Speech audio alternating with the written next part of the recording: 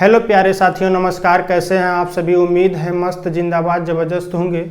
आज हम बात करेंगे क्या कि एयरफोर्स यानी इंडियन एयरफोर्स में जो अग्निपथ योजना है उसके तहत वैकेंसी आउट हो चुकी है, उसका नोटिफिकेशन आ गया है और एप्लीकेशन फॉर्म कब से ऑनलाइन होगा, कब लास्ट डेट है, कब उसका एग्ज़ाम है, कब रिजल्ट आएगा, इन सारी चीज़ों पे बात करेंगे। जैसे एज हो गया, सैलरी हो गया, आपका फॉर्म का फीस हो गया, तो सारी चीज़ों पे हम क्या करेंगे, आज हम बात करेंगे और एक एक पॉइंट देखते चलेंगे। तो लास्ट तक बने रहिएगा, आपके मन में कोई ऐसा डाउट नहीं रह जाएगा जो इंडियन एयरफोर्स फॉर्म अप्लाई करते समय डाउट रह जाए कि ये कैसे होगा, ये क्या है, ये क्या है, कोई दिक्कत नहीं रहेगा। ठीक, तो हम बात करेंगे क्या, सबसे पहले तो देखेंगे क्या कि हम फॉर्म अप्लाई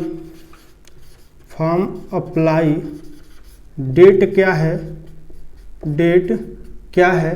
तो फॉर्म अप्लाई डेट जो है 8 जुलाई 2024 यानी 8/7/2024 8/7/2024 से लेके यानी लास्ट डेट की यही बात कर लेते हैं। लास्ट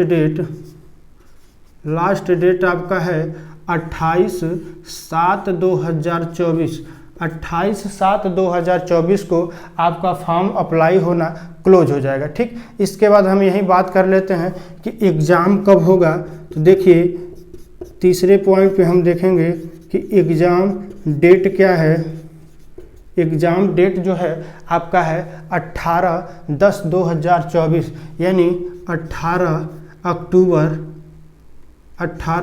अक्टूबर 2024 18 अक्टूबर 2024 को आपका क्या होगा, एग्ज़ाम होगा। इसके बाद यहीं हम देख लेते हैं एग्ज़ाम फॉर्म का जो फीस है वो कितना है।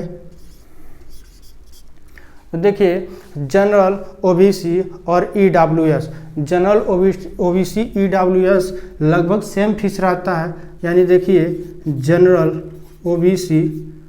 ओबीसी अदर बैकवर्ड क्लास और ईडब्ल्यूएस इन सब का फीस जो है फॉर्म अप्लाई करने का वह है 550। इसके बाद एससी एसटी का चार्ज देख लेंगे। एससी एसटी का चार्ज जो है वह कितना है, तो सेम यही जितना ईडब्ल्यूएस ओबीसी जनरल है वही एससी एसटी का है।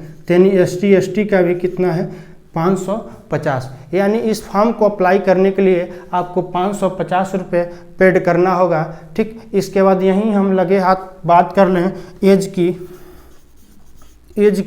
तो हम एज में क्या देखेंगे कि एज मेरा मिनिमम और मैक्सिमम है। तो मिनिमम एज आपका क्या है, मिनिमम एज जो रहेगा आपका 17.5 साल यानी 17.5 ईयर। ठीक, और मैक्सिमम यानी अधिक से अधिक आपकी जो उम्र की बात की जाएगी 21 साल से ज़्यादा नहीं होना चाहिए। 21 साल यानी 21 ईयर से ज़्यादा नहीं होना चाहिए।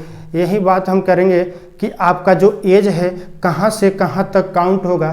तो एज बिटवीन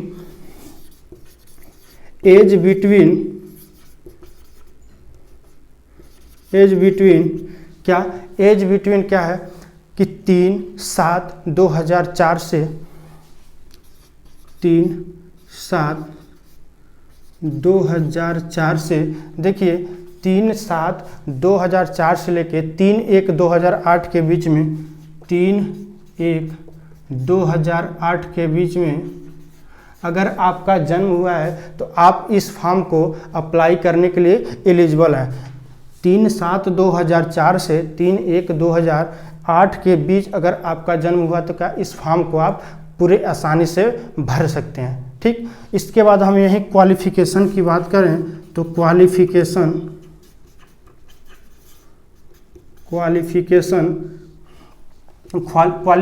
आपका है क्या कि 10+2 क्या है, 10+2 यानी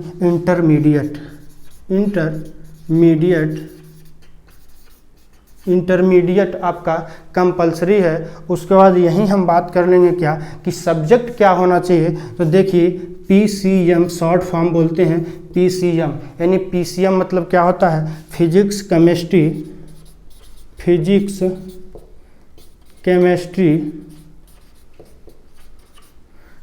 केमिस्ट्री और क्या होना चाहिए, मैथ। फिजिक्स केमिस्ट्री और मैथ होना चाहिए। यही बात कर लेते हैं कि फिजिक्स केमिस्ट्री मैथ्स उस सब्जेक्ट की बात हमने कर लिया, लेकिन देखिए परसेंटेज की बात करेंगे तो परसेंटेज आपका होना चाहिए क्या, परसेंटेज ओवरऑल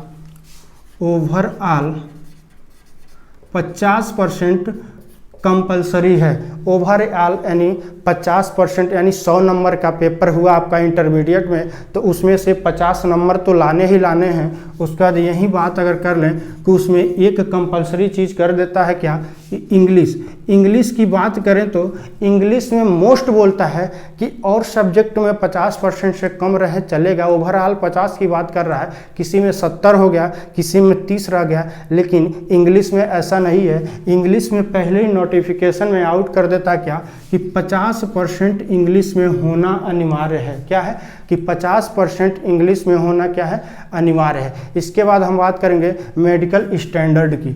मेडिकल स्टैंडर्ड आपका क्या होता है, मेडिकल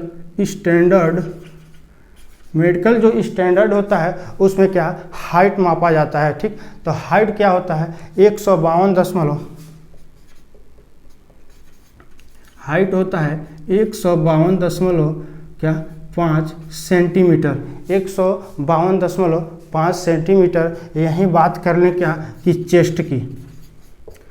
चेस्ट आपका क्या होना चाहिए, 5 सेंटीमीटर एक्सपेंशन यानी फुलाव होना चाहिए, फैलाव। आप इसको ऐसे फुलाएंगे तो 5 सेंटीमीटर का डिस्टेंस रहना चाहिए नॉर्मल पे, और क्या एक्सटेंशन के बाद देखिए तो 5 सेंटीमीटर। उसके बाद यही हम बात करें क्या कि आपको अगर नौकरी पीरियड में है, आपके शरीर को कोई घटना से कुछ भी क्षति हो जाती है या आपका जान चला जाता है, उस कंडीशन में क्या होता है कि गवर्नमेंट की तरफ से क्या किया जाता है, लाइफ इंश्योरेंस यानी LIC किया जाता है। और LIC में राशि कितना होता है, 48 लाख की राशि होती है, यानी 48 लाख की क्या होती है, राशि होती है LIC पे। ठीक, उसके बाद देखें क्या कि अग्निवीर स्किल सर्टिफिकेट भी दिया जाता है। आप जब रिटायर्ड होते हैं उसी समय अग्निवीर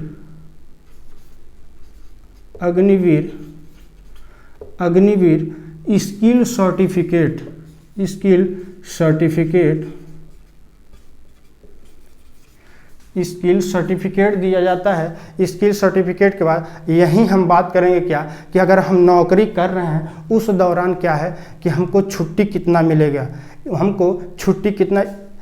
हमारी सारी ज़रूरतें पूरी भी करनी है नौकरी पीरियड में, तो उसके लिए छुट्टी मिलता है। और छुट्टी जो लीव होता है पूरे एक साल में 30 छुट्टियां होती हैं, यानी पूरे एक साल में 30 दिन का छुट्टी मिलता है आपका, क्या 30 दिन, यानी 1 मंथ, यानी 1 मंथ क्या आपको छुट्टी मिलेगा, आप जब ले लें। ठीक, उसके बाद क्या है कि 11 मंथ आपको वर्क करना है, यानी ड्यूटी करनी है। उसके बाद क्या करेंगे, ईयर बात करेंगे, मंथली पैकेज और इन हैंड। ठीक, ईयर की बात करेंगे, उसके बाद मंथली पैकेज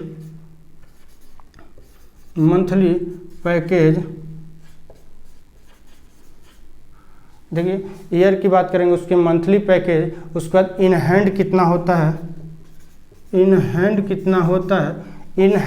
उसके बाद हम यही बात करेंगे कि 30% अग्निवीर कार्पस में जो जाता है, यानी 30% अग्निवीर कार्पस के लिए। ठीक, तो देखिए पहले साल यानी फर्स्ट ईयर, यानी आपको जॉब ज्वाइन करते ही पहले साल में आपको फर्स्ट ईयर में आपको सैलरी कितना मिलेगा, तो सैलरी मिलेगा आपको 30,000 रुपये, यानी कितना 30,000 रुपये। 30,000 रुपये की सैलरी होगी, आपको हाथ में कितना मिलेगा, 21,000 रुपये। इन हैंड कितना होगा 21,000 रुपये।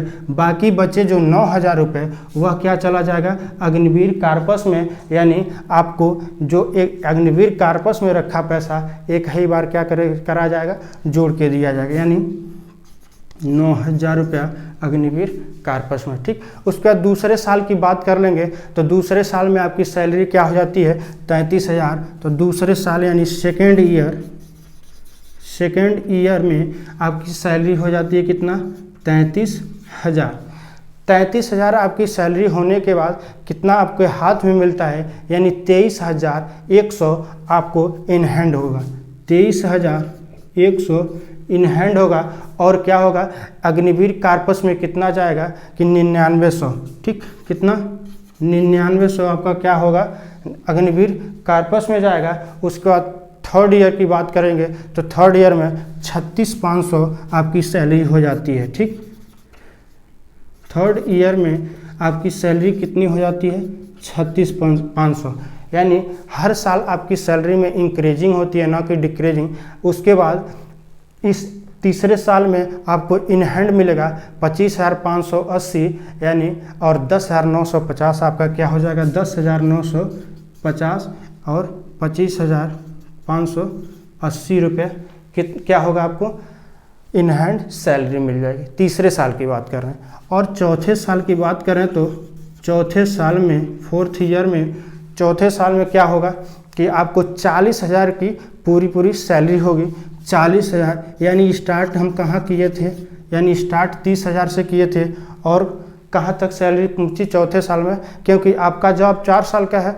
अग्निपथ और अग्निवीर का जॉब जो है वह 4 साल का है। चौथे ईयर में सैलरी हुई 40,000 और 40,000 में से मिलता कितना इन हैंड 28,000। 28,000 इन हैंड हुआ। 28,000 इन हैंड हुआ। बचा आपका कितना 12,000। तो 12,000 आपका कहाँ चला जाएगा 12,000 अग्निवीर कार्पस में चला जाएगा। ठीक, उसके बाद देखिए आप जब रिटायर्ड होते हैं तो जो अग्निवीर कार्पस जमा रहता है उसको पूरा कैलकुलेट करके आप जब रिटायर्ड होते हैं चौथे साल में तो 11.76 लाख रुपए आपको क्या होता है, यानी रिटायर्ड जब होते हैं तो 11.76 लाख, यानी 11.76 लाख का मतलब क्या होता है कि 11 लाख कितना 11,76,000 रुपये आपको इन हैंड उस समय दिया जाएगा जब आप रिटायर्ड हो रहेंगे, और सम्मान के रूप में आपको 11,76,000 रुपये वो दिए जाएंगे। ठीक, और भी कोई डाउट हो तो आप कमेंट सेक्शन में एक बार कमेंट करके ज़रूर बताएंगे। ठीक, उसके बाद आपका जो कटाव का वीडियो है चाहे एग्ज़ाम से कोई रिलेटेड वीडियो है एक बार कमेंट करके ज़रूर बताइएगा। मैं आगे एक और वीडियो बना दूंगा कटाव का। ठीक, कोई भी दिक्कत हो कमेंट सेक्शन में कमेंट करके बताइएगा। चैनल को सब्सक्राइब कर दीजिए। धन्यवाद।